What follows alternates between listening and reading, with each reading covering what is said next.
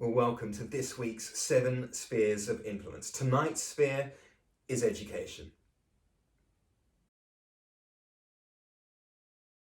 So it's a real honour to have with me 3 towering pillars of the educational world in South London. And thank you to each of you for being part of this now. Let me just first of all ask you to introduce yourselves and say a little bit about how come you came to work in education and what is your role in the educational sphere. So Sarah, why don't you go first?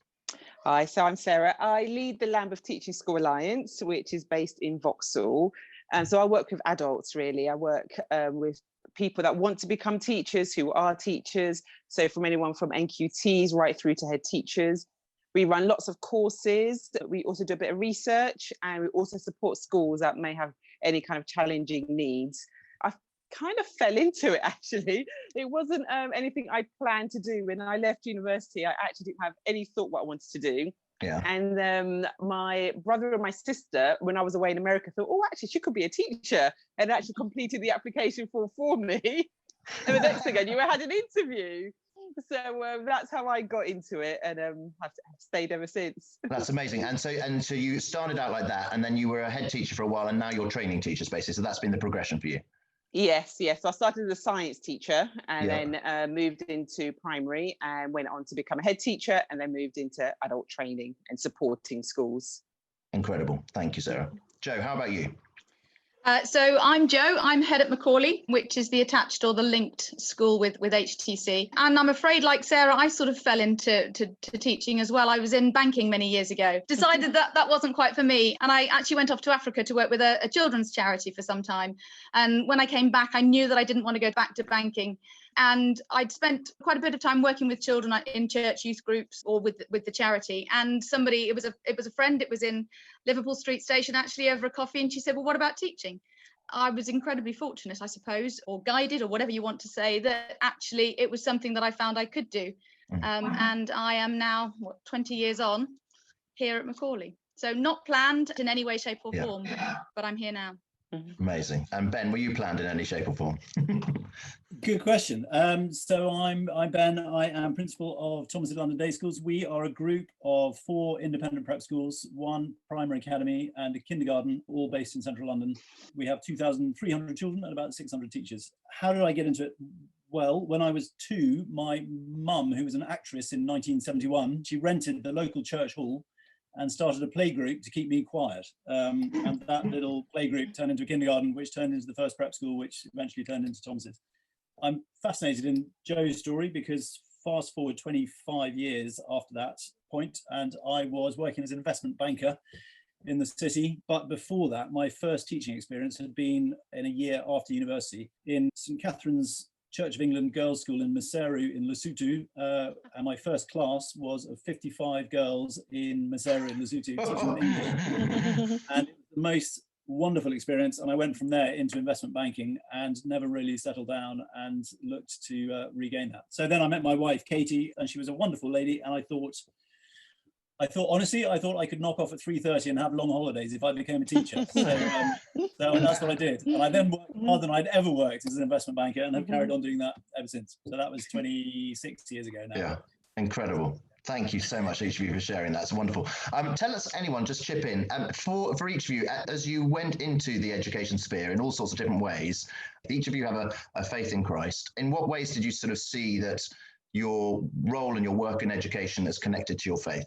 It became a reality when I came to Macaulay. I started in a school that wasn't a faith school. It was when I came to Macaulay and saw the very strong link between church and school that it became obvious and powerful, I think, that the faith that I had could sort of influence or be a strength or be an example to not just children, but to parents and to staff as well. I think as time has gone on at Macaulay, I've felt ever more strongly the necessity of faith in recent times, just faith not being a wishy-washy thing or an intangible thing, but a tower of strength, really, I think, that I would love others to come to know as a real force for their own lives.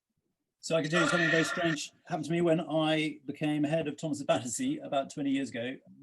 So Thomas's are Christian schools open to children of all faiths, but we go to our local Church of England church. And I went to the vicar who was there at the time and said, please, would he lead the weekly church service that we have? And he said, no, they're your flock, you can lead them.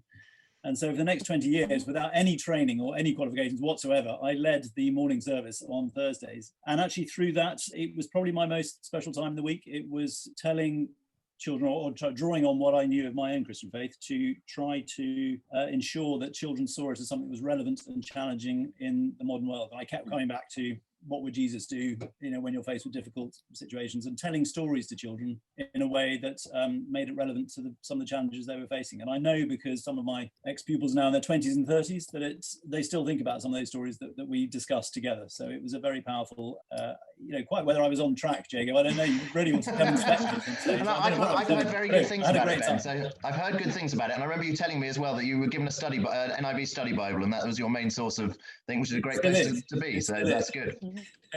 Fantastic. Sarah, anything you want to I just say it's really quite interesting, because I've always worked in a non-faith school, so which is obviously quite a contrast to Ben and Joe.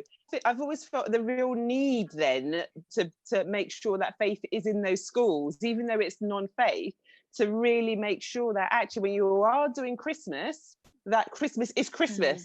And it's about the children and families knowing about God and about Jesus, rather than a winter festival.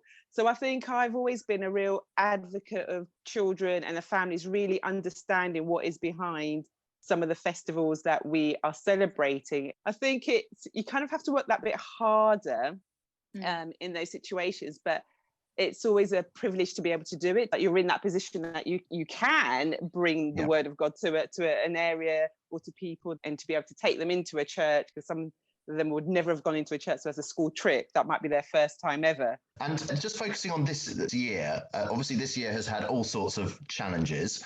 What does that look like for you? What has been the challenges, and how have you coped? How have you coped in that? So reinventing the whole way you do school. I don't want to say this actually, but putting on a front that everything's okay for staff, for parents, for children. So trying to be as upbeat as possible for everybody, because you do set the tone in school. Trying to kind of make sure that everybody feels that everything is fine has been a physical challenge at times. Yeah. But I do think that that's where faith has had a huge impact. We know a God who knows the plans for us. We know a God who knows our beginning and our end already. All of this is in his hands. No matter that we approach this with care and with caution, we don't have to approach this with fear. And I feel that sort of very strongly, actually. And I think that that's probably allowed me to demonstrate a bit of resilience, as the physicality of it all becomes quite tiring. Yeah. But to know that this is in somebody else's hands, actually, is quite a powerful motivator. Because I'm not children facing, our biggest challenge was time. It was being able to change lots and lots of courses that were all face to face, completely do it online overnight. And it's about keeping things going. So there's no time, there's no space for a time lag. And for somebody like me who's completely IT illiterate, it was just like, how do I do this? Trusting in God that actually he'll just show us what to do. He'll put the right people in our paths that can show us how to use the equipment, how to change the courses. And it has been brilliant. And just being able to trust that God will give us the right tools, and has actually become a really brilliant opportunity to look at how we do things and why we do it that way, and how we can make it better. And some of the stuff that we have been doing face to face actually works so much better online. And it means that so many more people can access our resources, our materials, our courses. I'd like to pick up on something that Jo said when she said it's been quite tiring. I think that's probably the understatement of the century. Yeah. I mean, I came out of headship 3 years ago, so I've been managing the group with my brother, but I haven't been in the front line. And I think it's hard for people who are on the outside to understand the demands that have been made of our head teachers and our teachers across the nation, from that stretch from February right the way through to the end of July, and just completely reinventing the school over the Easter holidays, totally rewriting all the plans. And so I jotted down a couple of the challenges. One is keeping the lights on, as Sarah said, just trying to keep things going and looking normal. Another was trying to plan ahead in a time of continuing uncertainty, so not quite knowing what was going to be happening the following week, and dealing with fear. I think people have reacted very differently depending on their own situation, their own context. We've got some members of staff who are vulnerable, who are having treatment for cancer and so on, and who have reason to be very scared and very afraid, and trying to manage all of those individual emotions and challenges that were affecting people individually, while steering a kind of central course for the organisation has been challenging. I mean, in broader terms, I'm really worried academically about what this has done.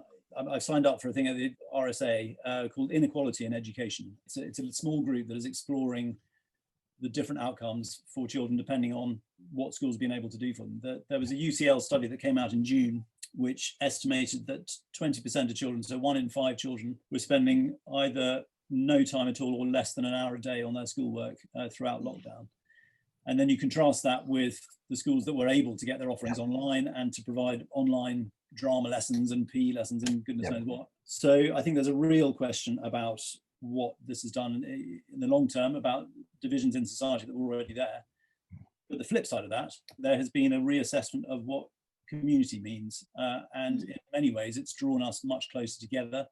Those who've got the capacity to look outwards and support those that don't has actually been a real focus. And I find that we're collaborating much more closely with schools around us. We have a small thing called Thomas's Foundation, which managed to run some summer schools throughout July and August. It was a small scale thing, but it was 200 children in 6 local schools, and we were able to get children back into school in our local primary schools for 2 weeks, who otherwise would not have been in school for 6 months. That sort of initiative came out of the situation. So there are definitely positives. I don't think we should underestimate the toll that it's taken on those who've made it happen. For you guys, as Christians, and in this situation, and in positions of leadership for each of you, our vision as a church is to see every life bearing fruit for Jesus. In the midst of there are the personal challenges for you that it has been so tiring and everything. How would you try and summarize how you've looked to have an influence for Christ in the roles that God has put you in? The lack of fear and the ability to be resilient. My faith means that I don't need to be fearful, no matter the outcome. Say I contracted coronavirus and didn't make it. No matter what the outcome for me, I do not need to have fear about this. In terms of going forward as well, it's been tiring this far. Like everybody else, I think thought it would be over at some point, but it's a long old haul ahead of us, and that at the moment is quite difficult some days to kind of think about. I don't know quite where the light at the end of the tunnel is. We're constantly reinventing, we're constantly doing things in a different way. But I think what holds me where I am at the moment is I should be able to manage this. I should be able to have the resilience for this. My faith should sustain me through this. And if not me, then who will step into this position? Because schools have to go on. And I have, in my faith, I believe, the ability to help make that happen. And therefore, it's my responsibility to continue to do so. It's just really having integrity in the decisions that I have to make, looking to Christ and asking what would Jesus do in this situation? What would he do here? What would he do now? I think that's where that influence of Christ comes in me, that I can use him to think, what would you do? And it's because some decisions are extremely hard to make. Even if it's a difficult decision, you're doing it for Christ, not for yourself. And that's really helpful. Yeah, thank you. That's super helpful. Thank you. I'm very conscious that a lot of the pupils who come to Thomas's are incredibly fortunate. They come from some very fortunate backgrounds. They have a lot of resources available to them. Where my responsibility lies is in trying to set the tone so that as we're all going through this pandemic together, it's about trying to set a tone so that those who have, whether that be resources or wisdom or capacity, are using what they've got for the greater good. It's about getting people to look outwards and live up to their values. I mean, our school rule is a very simple one. It's be kind. And it's just making sure that we are not, as we all fear for our own families and our own children and everything else, actually, there are people who are willing and able to look outwards and make a difference in their local community, maybe in their national community. And it's about setting that tone and reminding ourselves that as we go through this crisis, there are opportunities to make a real difference to people's lives. And most often, I think those people are on our doorstep. So, there is an extraordinary opportunity to have a powerful influence in a way that I hope Jesus would approve of. No, thank you. Final question. If there's one thing that people at HTC should be praying for those that work in education and for children in the church, what would you say at this time is the best thing for people to be praying for those they know who work in education or for the children that they know? Strength, patience, wisdom, and then community again. We want to make sure that children aren't growing up with a sense of fear. So So it's about making sure that we're not playing out our own fears as adults in ways that that alarm children more than they are already alarmed, but that we're being very honest with them and supporting them. So anyway, I'll settle for strength, patience and wisdom, please. That would be handy. Amazing. Yeah, I had for pupils and staff to feel really safe and secure in school, that they come in and they just feel safe and they just feel happy and they just feel secure being there. All of the above, but also not to take our eye off the ordinary ball, which is just general protection for our children. So whilst this is all against the backdrop of COVID, you know, our children still have such a fast moving, difficult world to navigate, and an awful lot of the online stuff that they've done as we've moved education onto a digital platform, you know, has exposed lots of other kind of dangers to be exposed to, and I just think generally protection for our children. Can I ask a bonus question? I just thought of as you were saying that. Is there for any of you, don't have to all answer it, but is there any verse in the Bible that you particularly hold on to as being a sort of help for you as you go through life? It's our school one, Jago. So before I formed you, I knew you. Before you were born, I set you apart. Yeah. And it's that sense of identity. God knew us before we were born. God knew before we were even planned. It's incredibly powerful. If every single one of our children could understand really and truly that they were known by God before they were born, it would stand them in such good stead. Yep. Be kind, but I think that might be paraphrasing. No, it is somewhere. It is. I think it's in somewhere. I think it might be love the Lord your God with all your heart, all your soul, all your strength, and all your mind. No, there is. I think it does say be kind somewhere. I think it's in Ephesians somewhere. I'll find it for you. Okay, great, fantastic. Well, it's sort of it's a kind of summary, but maybe that one. Yeah. Yeah. Don't worry, doesn't God feed the birds in the sky? Why would he not feed and protect you? Yeah. Thank you so much to the three of you. I am so grateful for you taking this time. You know, just all that you shared there just shows what a safe place people are in terms of the schools that you guys represent and the teachers that you represent. In your case, Sarah, you know, I know from lots of experience of linking with Macaulay for Joe what a great school Macaulay is, and Ben, from all I've chatted with you and the number of people in our church family who are part of Thomas's and go to one of the Thomas's schools. Just thank you so much to the three of you for all that you do in your roles, shining for Jesus in your roles, but and making such a difference in the community as well. I'm really grateful. So thank you very much indeed. Thank you. Jago, can I just say thanks so much for you know, arranging this, and also the way that you've structured these discussions. You know, the thought that there is a church community that's rooting for educators throughout the land is a wonderful thought and very strengthening. So enormous thanks to you for leading that, and to the community for supporting all their educators around us. Thank you. No problem at all. It's an absolute honour and pleasure. So thank you very much indeed. Thank you to each of you so much.